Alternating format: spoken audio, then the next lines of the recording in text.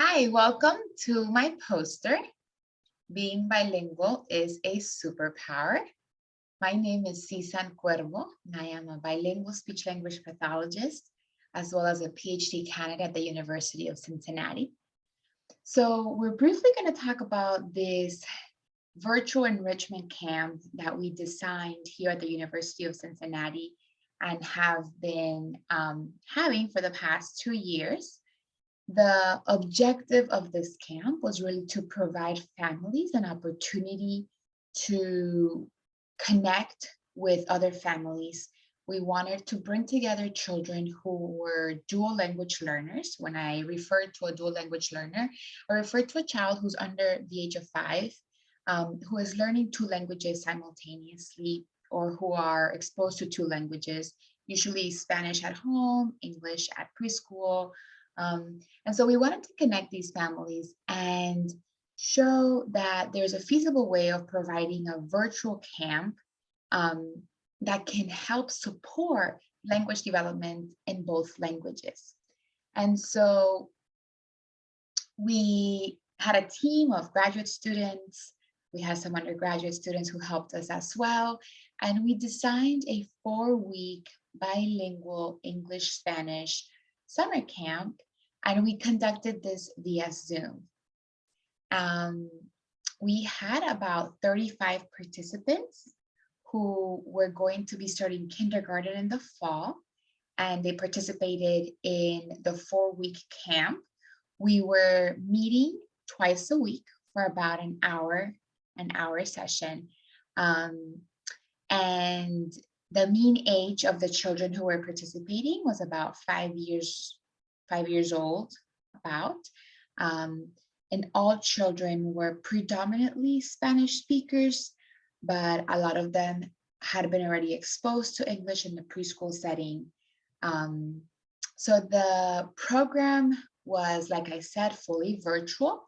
And the way that we divided up our 1-hour sessions were we created lesson plans that focus on specific vocabulary and that focus on specific areas of interest.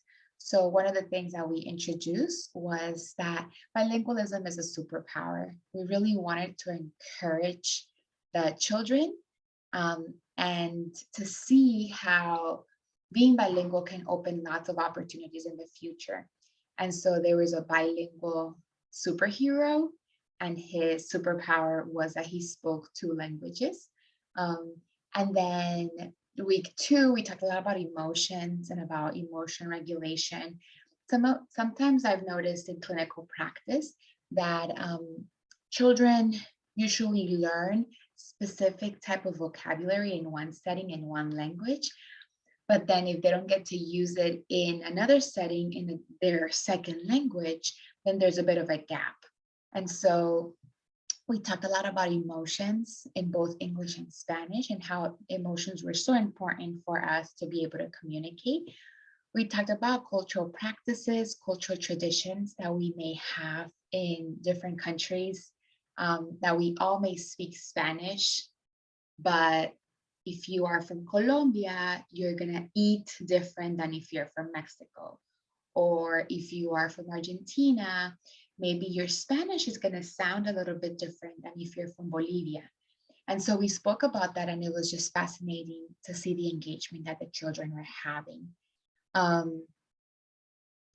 few of the lessons that we learned through this camp was the importance of this ongoing and frequent communication with families.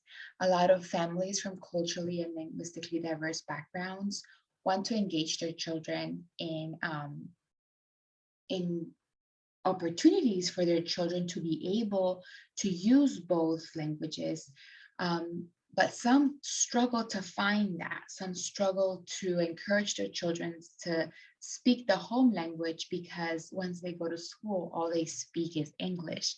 And so we want to encourage the children to incorporate their home language into also some of their social aspects and some of their fun interactions, so that way they can see that it's not only, it's not only the language we speak at home, but it's also a language that's very, very popularly spoken around the world.